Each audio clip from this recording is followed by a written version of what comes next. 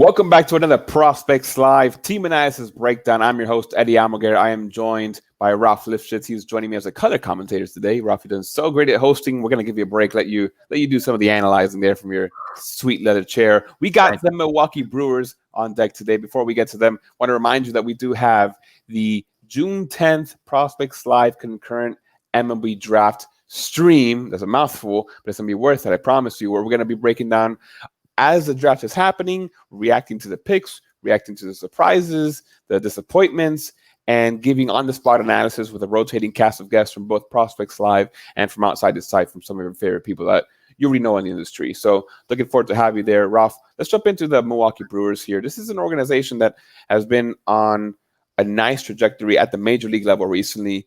And, more often than not, if you're doing very well in the majors, your minor league farm system, not so hot, and that is exactly the case with this team. They are pretty much consensus the 30th ranked team in Major League Baseball. Maybe the Nationals give them some fight there, but just a horrific farm system. This draft is going to be much needed.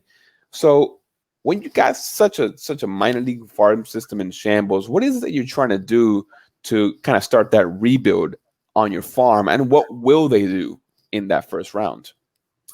Yeah, well, I mean, as we can see in the graphic here, they went incredibly heavy last year in terms of targeting college players. And it wouldn't shock me if they do something similar. And the reason for that is what the setup is with the draft. Now, we're looking at a draft class where there is a ton of depth in college pitching, and really just a ton of depth in pitching in general. There's a cluster of talented prep outfielders at the top of the draft. More than likely, none of those guys are going to be available there. Maybe there's an outside chance we see Hendrick drop there, but it's not all that likely. And Pete Crow Armstrong, but I haven't really heard him in play with the Brewers. I think they're going to end up scooping up potentially one of the top college bats that might get pushed down a little bit, or maybe one of those college arms that they really like that doesn't go in maybe the top 17, 18, 19 picks. There might be something really juicy waiting for him there at 20, and it might be a top-end talent. They don't have a ton of picks. They only have the standard 5 picks in the draft this year, so they're going to have to be a little bit more traditional with how they use their bonuses, and it wouldn't shock me if they go relatively under slot in the second in order to maybe sign a bigger name at 20. So you're saying this is a pretty safe draft class with good arms, but sometimes maybe you don't equate arms as the upside pick. So if they do want to maybe go for that player that can maybe really outplay his draft position 2-3 years down the line, who might that guy be for the Brewers? Yeah, and I know this guy has been in the conversation throughout the season, off season, or shortened season, whatever you want to call 2020. Tough to put a label on. But Garrett Mitchell from UCLA had been in play as early on, as high as the top 10 with some teams.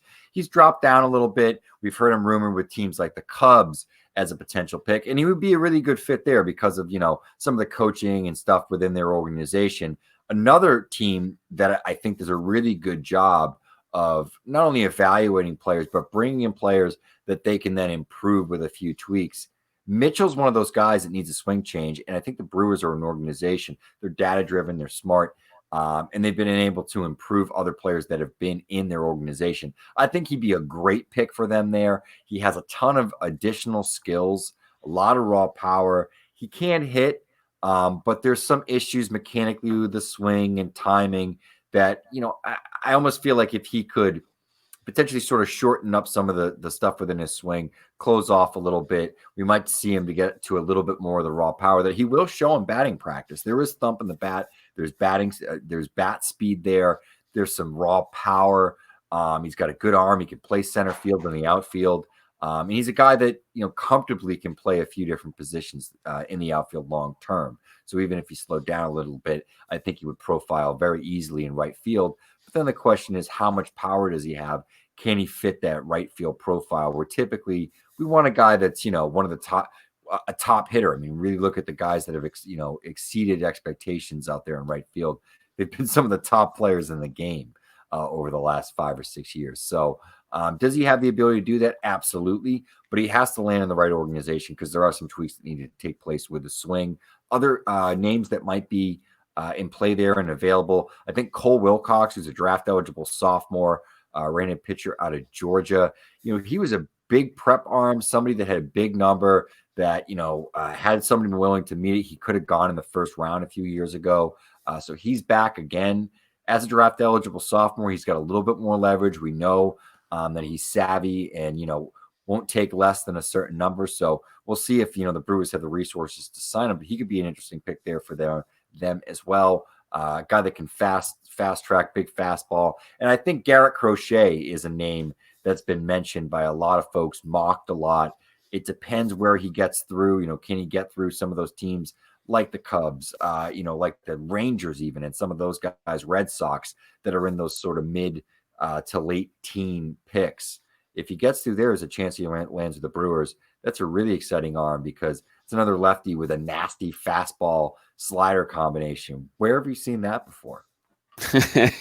And you mentioned we broke down Garrett Crochet in a team player breakdown. So if you want more information on him, you mentioned he could be someone if all of the stars align, he could be in 2020 out of a bullpen. And the Brewers are a contending team, so they could be in a position to yank someone just drafted who just throw him in the bullpen and let him loose. So that'd be fun. And on the topic of Garrett Mitchell, we have Garrett Mitchell ranked 8th in our 101, and we did mock Garrett Mitchell 16th to the Cubs in our latest version of our Prospects Live mock draft 3.0, where we had the Brewers drafting Garrett Crochet 20th overall. But it does seem, obviously when you're in the back end, a lot of teams can take a lot of different routes, but the Brewers definitely seem primed to take advantage of whatever it is they take, as would every team, I would hope. But Ralph, one last question before we sign off. Water gun to your head. I don't want the gun here. What would you take if you're David Stearns and you had maybe the back 15 of what you expect to be there? I know it's a convoluted question, but I think you get me. So what you got? Yeah. So let's say we eliminate the other 3 names that we mentioned before. Big shout out to James Anderson, who's a Brewers fan, represented the Brewers in our draft. We're going to fulfill his dream here. Ed Howard. I think if Ed Howard was available there, he's a really talented player. Brian Sikowski and I just did a video on him, and Brian made a really interesting statement that Ed Howard is a cold weather player, a guy that was adding good weight, strength, in-game power in the offseason. He didn't get to showcase that in the spring. He's a guy that might have been a top 10 pick, had all that stuff come to fruition, and we were able to see that. He might be the guy that was most impacted, negatively at least, by the shutdown. Might be a steal at 20, and there's a real chance that he could drop there.